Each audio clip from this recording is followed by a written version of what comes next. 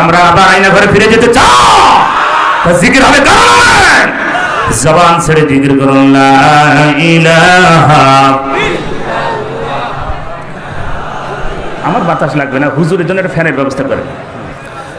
লা ইলাহা আল্লাহ তোমার এ দুনিয়া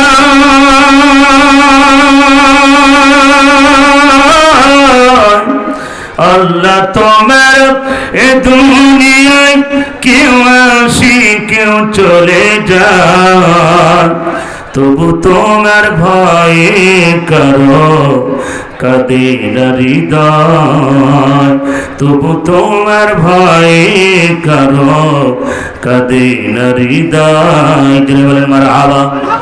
আমার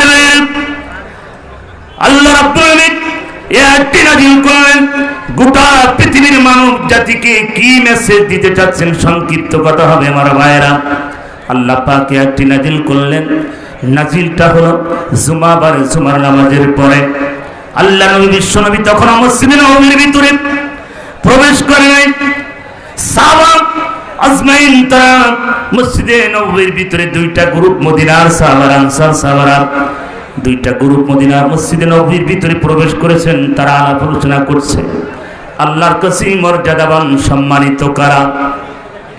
একজন আরেকজন জানার জন্য আনসার সাহাবারা বলেন, ওগো মদিনার সাহাবারা, ওগো আল্লাহর নবীর সাহাবারা, আল্লাহর কাছে মর্যাদাবান সম্মানিত হচ্ছে আল্লাহর পথে। আমার ভাইয়েরা, হাজীদেরকে পানি পান করানো, হাজীদেরকে পানি পান করানো। আনসার সাহাবারা এই কথা যখন বললেন, মদিনার সাহাবারা বলছে না না না, আল্লাহর কাছে মর্যাদাবান সম্মানিত হচ্ছে আল্লাহর পথে মাল এবং জান দিয়া। এই দুইটা গ্রুপের ভিতরে একজন আর একজন তর্ক বিতর্ক শুরু হলো। তর্ক বিতর্ক মানে মারামারি নাই, হিংসা বিদ্বেষ নাই, জানার জন্য হযরত ওমর রাদিয়াল্লাহু তাআলা মসজিদে নববীর ভিতরে প্রবেশ করলেন। আয়াতটি নাযিলের প্রেক্ষাপটটা কি আমি বলতে চাচ্ছি মুসলমানেরা, ও আমার নিয়ামতপুরের ভাইয়েরা, আল্লাহ কেন আয়াতটি নাযিল করলেন? আল্লাহর কাছে মর্যাদাবান সম্মানিত কারা, আয়াতটির ভিতরে আল্লাহ পাক বুঝাচ্ছেন আমার ভাইয়েরা। হযরত ওমর রাদিয়াল্লাহু তাআলা মসজিদে নববীর ভিতরে প্রবেশ করলেন। সাহাবারা দাঁড়িয়ে গেলেন, ও আল্লাহর নবীর সাহাবা ভাই ওমর, আল্লাহর কাছে মর্যাদাবান সম্মানিত কারা আপনি কি একটু বলবেন? হযরত ওমরের মুখটা মলিন হয়ে গেল। হযরত ওমর রাদিয়াল্লাহু তাআলা বললেন, মদিনার সাহাবারা আনসার সাহাবাদেরকে বলেন, এই প্রশ্নের উত্তর একমাত্র আল্লাহর নবী ছাড়া সম্ভব হবে না। নবী মসজিদ নববীর ভিতরে প্রবেশ করলেন। প্রবেশ করার পরে সাহাবারা দাঁড়িয়ে গেলেন, আলোচনা হলো, নামাজ শেষ হয়ে গেল। আল্লাহর নবী মসজিদ নববীর ভিতরে সাহাবাদেরকে নিয়ে বসলেন। সাহাবার রাসূলের দিকে মুখ ফিরিয়ে বসলেন, রাসূল সাহাবাদের দিকে মুখ ফিরিয়ে বসলেন। গুনগুন আওয়াজ শুরু হয়ে গেল, আল্লাহর নবী বললেন, ও সাহাবারা, তোমাদের কি কোনো প্রশ্ন আছে?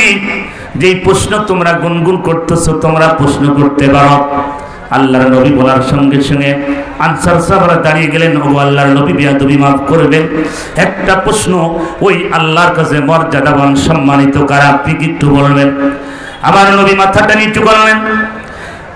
মদিনার সাহাবারা কি প্রশ্ন করলো গো নবী? আল্লাহর কাছে মর্যাদাবান সম্মানিত কারা আপনি কি একটু বলে দিবেন? আমার নবী মাথাটা নিচু করলেন, কারণ আমার নবী আবুল তাবল কোনো কথা বলেন না, ওহীর অপেক্ষায় থাকলেন। জোরে বলেন আল্লাহু আকবার। আর আমরা যদি হতাম ফতুয়ার ডালিনি বসে যেতাম, কথা বলে ঠিক না? আমাদের দেশে সবচেয়ে ফতুয়া বেশি দেয় চায়ের দোকানদাররা। কারা? যত রকম ফতুয়া সব চার দোকানে, কথা বলে ঠিক না? চার দোকানদার হয় মুফতি, আর যারা চা খায় ওরা মুহাদ্দিস আর মুফাসসির। কথা বলেন, যত রকম ফতুয়া সব চার দোকান থেকে আসে। এ হুজুর খারাপ, ও হুজুর খারাপ, বুঝে পোশাক ফ্রি পানি নাই না হচ্ছে আল্লাহর নবী। কথা বুঝতে পারছেন? আল্লাহ নবী বিশ্ব নবী মসজিদে নববীর ভিতরে মাথাটা নিচু করে বসলেন। আল্লাহ পাক বললেন, জিবরাইল, হে জিবরাইল জলদি যাও, আমার বন্ধুর মাথাটা নিচু হয়েছে। আমার ভাইয়েরা, রসুলের যেই 7 নম্বর গেট বাবে সালাম, রসুলকে সালাম দিই, তার পাশের গেটে পাবে জিবরাইলের গেট। বাবে জিবরাইলের গেট এত সুন্দর গেট, যেই গেট দিয়ে জিবরাইল আমিন আমার নবীর কাছে যেতেন, ওহী নিয়ে যেতেন। তার পাশের গেটটা রিয়াজুল জান্নাতের গেট। আমার ভাইয়েরা, জিবরাইল আমিন যে গেট দিয়ে বারবার প্রবেশ করতেন, ঢুকতেন, ওই গেটের দিকে অনেকক্ষণ তাকিয়ে দেখলাম। আল্লাহ পাক কোরআন নাযিল করেছেন, জিবরাইলের মাধ্যমে ওহী নিয়ে গেছেন, এই গেট দিয়ে আমার রাসূলের কাছে প্রবেশ করেছেন। আমার ভাইয়েরা, আল্লাহ পাক রাসূলকে জানালেন, ওগো নবী, কোনো টেনশন করবেন না, চিন্তা করবেন না। জিবরাইল আমিনের জীবনে ওগো নবী, মাথাটা উঁচু করেন, আপনার বন্ধু পাঠিয়েছি। আল্লাহ পাক বললেন, আল্লাহর কাছে মর্যাদাবান সম্মানিত দুনিয়ায় কারা হবে? আল্লাহ পাক সঙ্গে সঙ্গে সূরা তাওবার 20 নম্বর আয়াতটা নাযিল করলেন, আল্লাযীনা আমানু ওয়া হাজারু ওয়া জাহাদু ফি সাবিলিল্লাহ বিআমওয়ালিহিম ওয়া আনফুসিহিম ওয়া আ'জামু দারাজাতান ইনদাল্লাহ। আল্লাহ পাক বলেন, ওগো নবী, আল্লাযীনা আমানু, যারা ঈমান আনে, যারা ঈমান আনে, ওয়া হাজারু, যারা হিজরত করে, ওয়া জাহাদু, যারা জিহাদ করে, ফি সাবিলিল্লাহ, আল্লাহর পথে। কার পথে? আল্লাহ বলেন, যারা আমার পথে সংগ্রাম জিহাদ করে, বিআমওয়ালিহিম ওয়া আনফুসিহিম, আল্লাহর পথে মাল এবং জান দিয়ে যারা সংগ্রাম করে, আল্লাহ পাক বলেন, নবী, আ'জামু দারাজাতান ইনদাল্লাহ, ওরা হবে আমার কাছে মর্যাদাবান সম্মানিত। জোরে বলুন সুবহানাল্লাহ। আল্লাহর কাছে মর্যাদাবান সম্মানিত কারা? বুঝতে পারছেন? আল্লাহর পথে মাল এবং জান দেয় যারা, আল্লাহর কাছে সম্মানিত হয় তারা। আল্লাহ পাক বলেন, ওরা খালি সম্মানিত হবে না, আল্লাহ পাক ওদের মর্যাদা সম্মান বৃদ্ধি করে দিবে। আবার পরে আল্লাহ পাক বলেন, ফাউলাইকা হুমুল ফাইজুন। আল্লাহ পাক এখানে বলেন, ওগো নবী, আল্লাহ পাক বলেন, ও নবী, যারা আমার পথে জান মাল দিয়ে সংগ্রাম করলো, ওগো নবী, তাদের কোনো টেনশন নাই, কোনো চিন্তা না। তাদের সম্মান মর্যাদা আমি আল্লাহ দুনিয়ায় আখিরাতে পরকালে দেব। জোরে বলুন সুবহানাল্লাহ। আল্লাহ বলেন, নবী গো, যারা আমার দ্বীন কায়েমের জন্য যারা বুকের তাজা রক্ত দিয়েছে, হে নবী, ওদের জমিনে মরতে দেরি, আল্লাহর জান্নাত পেতে দেরি হবে না। আমার ভাইরা, নিয়ামতপুরের ভাইরা, নিয়ামতপুর দিয়ে, নিয়ামত দিয়ে ভরপুর আপনাদের এই থানা। সম্মানিত ভাইরা আমার, ধান ফসল দিয়ে আপনাদের এই থানাকে ভরপুর করে দিয়েছেন কে? আরো জোরে বলেন, কে? রিজিকের মালিক কে? আর যদি রিজিকের মালিক আমরা মনে করি, অর্থমন্ত্রী, খাদ্যমন্ত্রী, ওরাই হচ্ছে রিজিকের মালিক, ইমান শেষ, ইমান আর খুঁজে পাওয়া যাবে না। রিজিকের মালিক আপনাদের এই খাদ্যমন্ত্রী আইসি বাংলাদেশে এমন খাদ্যর অবস্থা করেছে, তাদের পেট সব ঠিক আছে, কিন্তু আপনাদের রোডঘাট সব ভাঙি চুরি গেছে। কথা বলে, দিল্লিকে পাঠা, এগুলো চোখে বাঁধে নাই, খালি টাকা আত্মসাৎ করেছে। কথা বলে ঠিক কিনা? আবার ভাই, আর ভাই, নিজের গ্রামটা তো ভালো করা যায়। এই রাস্তার যে অবস্থা, চিন্তা করুন। তার মানে চিন্তা করেছে যে খাবো আর খাবো, জনগণ তো আমাদের তো আর ভোট দিয়েছিলাম, আমরা তো চুরি চারটা করে তাহাজ্জুদের নামাজ পড়ি ভোট তৈরি করেছি। কথা বলে ঠিক কিনা? এদেশের মানুষ তো তাদের ভোট দেয় নয়। এই হারামখোরের দলেরা তারা দেশটাকে শেষ করে দিয়েছে। কথা বলে ঠিক কিনা? রাগ করতেছে? কষ্ট হচ্ছে? জিকির করুন, লা ইলাহা, জোরে লা ইলাহা, লা ইলাহা ইল্লাল্লাহু মুহাম্মাদুর রাসূলুল্লাহ সাল্লাল্লাহু আলাইহি ওয়াসাল্লাম। ভাইয়েরা, বর্তমান সমাজে যুবক, তোমাদের এই রক্তের বিনিময়ে এদের স্বাধীন হয়েছে। কথা বলে ঠিক না? যারা ছাত্র আছে তারা একটু হাত তুলে আমার আল্লাহকে দেখা। যারা ছাত্র, লেখাপড়া করো, আলহামদুলিল্লাহ, ছাত্র, অনেক ছাত্র, আলহামদুলিল্লাহ, হাত পাওয়া। আমি নিয়ামতপুরে এই নওগাঁর সমস্ত ছাত্র ভাইদেরকে বলি, আপনারা কি সরকারকে হটানোর জন্য আন্দোলন করেছিলেন, না মেধার দাম চেয়েছিলেন?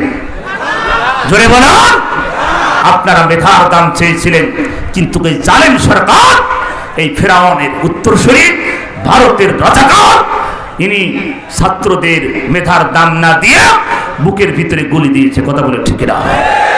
আমার ভাইয়া, ওরা বলে আমরা ভালো, আমরা দেশকে ভালোবাসি, এসব সিটারি আর বাটপাড়ি ছাড়া কিচ্ছু না। কথা বলেন যুবক, এদেশ আগামীতে আবার করতে হবে আল্লাহর দ্বীন কায়েমের জন্য। আবার যদি প্রয়োজন হয় রাজপথে আমাদেরকে সংগ্রাম করতে হবে। সবাই রাজি আছেন? কারা যদি হাত উঁচু করে আমার আল্লাহকে দেখা।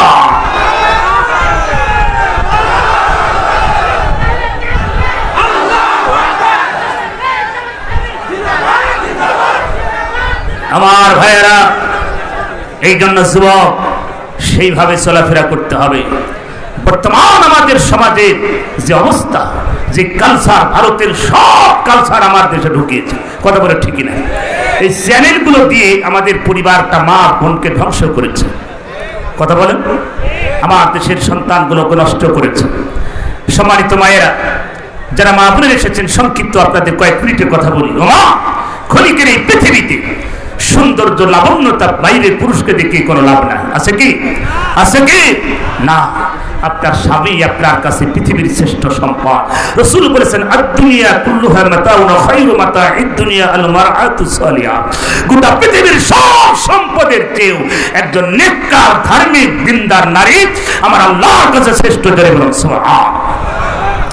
পৃথিবীর যত সম্পদ আমার আল্লাহ দিয়েছেন, সব সম্পদের চেয়েও একজন দিনদার, ধার্মিক নারী আমার আল্লাহর কাছে কি সম্মানিত, শ্রেষ্ঠ। আমার ভাইরা, সেই সম্মান মর্যাদা ধরে রাখে।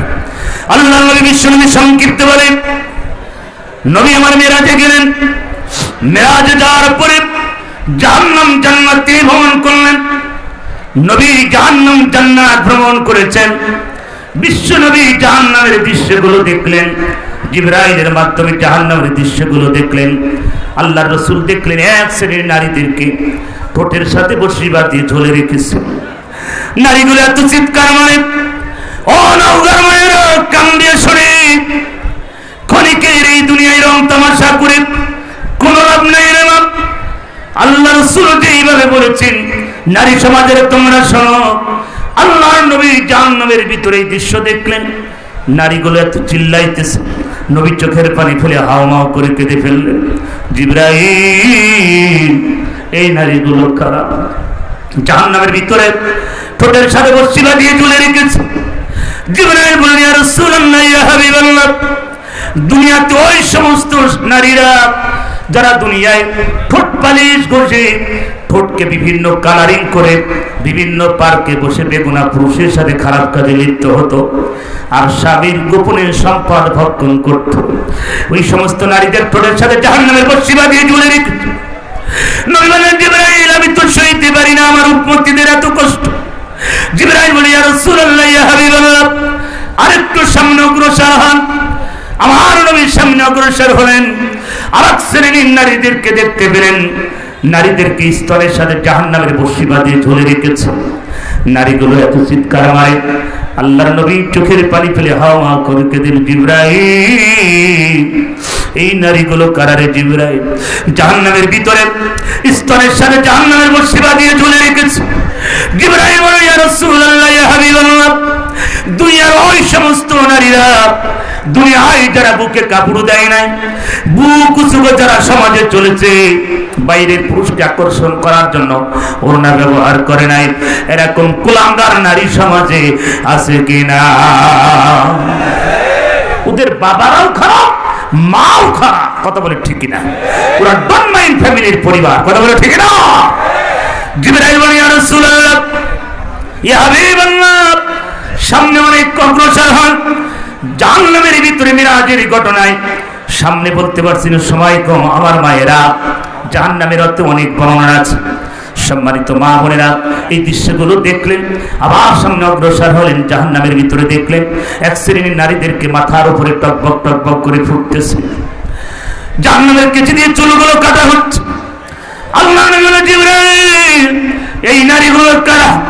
জিবরাইল বলে, ইয়া রাসূলুল্লাহ, ইয়া হাবিবাল্লাহ, দুনিয়ার ওই সমস্ত নারীরা যারা দুনিয়ায় মাথা চুলকে অলক্লিয়ার শ্যাম্পু দিয়ে বিভিন্ন বিউটি পার্লার থেকে কালারিং করে বাইরের বেগুনা পুরুষকে আকর্ষণ করার জন্য ঘোরাফেরা করত, চুলগুলো বেগুনা পুরুষকে দেখাতো। আল্লাহ নবী বলেন, জিবরাইল, এত জাহান্নামের ভিতরে কষ্ট আমি তো সইতে পারি না। জিবরাইল আমি বলি ইয়া রাসূলুল্লাহ সামনে অগ্রসর হন। আমি সামনে যেতে চাচ্ছি না ভাইরা আমার। সম্মানিত মায়েরা জাহান্নামের দৃশ্যগুলো দেখলেন। রাসূল দুনিয়া আসলেন, আসার পরে নারী সমাজকে ডেকে বলে, নারী সমাজেরা শোনো, আমি জাহান্নাম জান্নাত ভ্রমণ করেছি, জাহান্নামের ভিতরে নারীর সংখ্যা আমি বেশি দেখেছি। নারীরা প্রশ্ন করেন, ইয়া রাসূলুল্লাহ ইয়া হাবিবাল্লাহ, ওই জাহান্নামের ভিতরে বেশি দেখলে দৃশ্য দেখলেন, জাহান্নাম থেকে বাঁচার উপায় কি আপনি কি একটু বলবেন? আল্লাহর নবী বললেন, ও নারী সমাজেরা তোমরা শোনো, 5 ওয়াক্ত নামাজ পড়বে, পর্দা মেনটেন করবে, রমজান মাসে রোজা রাখবে, স্বামীর জায়েজ কথাগুলো শুনবে, আর আল্লাহর পথে বেশি বেশি তোমরা দান করবে। জোরে বলেন সুবহানাল্লাহ। কারণ দানের বিনিময়ে জান্নাতের পথ